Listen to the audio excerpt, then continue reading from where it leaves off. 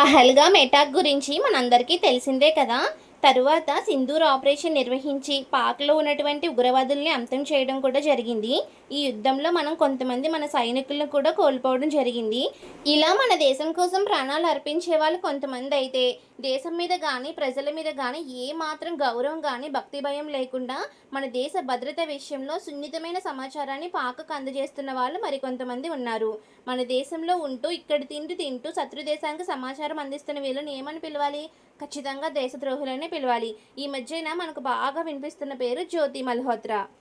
ఈమె ఇన్ఫ్లుయెన్సర్గా ఉంటూ travel videos చేస్తూ మన దేశంలో ఉన్న కొన్ని ప్రాంతాల సున్నితమైన సమాచారాన్ని పాక్ ఐఎస్ఐకి అందజేస్తుంది. ఇంకొక ఆశ్చర్యకరమైన విషయం చెప్పమంటారా? మన దేశ రక్షణ కోసం పనిచేయాల్సిన సిఆర్పిఓ జాట్ మోతీరాంగ్ అనే వ్యక్తి కూడా డబ్బుల కోసం 2023 నుంచి పాకిస్తాన్ ఇంటెలిజెన్స్కి సమాచారాన్ని అందిస్తున్నారు. ఇంకా ఇలా వివిధ రాష్ట్రాల నుంచి మొత్తంగా 15 మందికి పైగానే మన దేశంలో ఉంటూ ఇక్కడ వాళ్ళని చెప్పుకుంటూ చాలా సున్నితమైన సమాచారాన్ని పాకిస్తాన్ వాళ్ళకు అందజేస్తున్నారు. అసలు ఇలా దేశం కోసం పనిచేసి దేశం కోసం ప్రాణాలు అర్పించే జవాన్లని సైనికుల్ని చూసాం, కానీ ఆ రంగంలో ఉంటూ కూడా మన దేశ సమాచారాన్ని శత్రు దేశానికి అందజేస్తున్నారంటే అసలు వీళ్ళని ఏమనాలో కూడా నాకు అర్థం కావట్లేదు.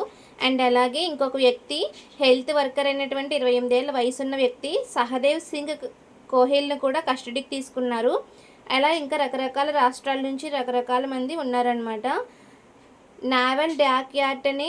నావల్ డాక్ మార్ట్ లోపలికి అసలు ఫోన్ తీసుకెళ్ళకూడదు. అలాంటి ప్లేస్కి ఒక వ్యక్తి ఫోన్ తీసుకెళ్ళి అక్కడ వీడియోలు అవి తీసి యుద్ధ నౌకల పేర్లు, డాకింగ్ షెడ్యూల్ సమాచారాన్ని కూడా అందించాడని నిఘా వర్గాలు మనకి చెప్తున్నాయి.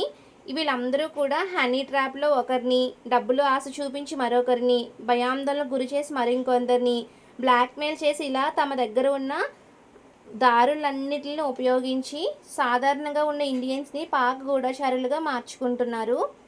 ఈ విధంగా సమాచారాన్ని అందిస్తున్న వాళ్ళపై మీ ఒపీనియన్ ఏంటో కమెంట్ చేయండి.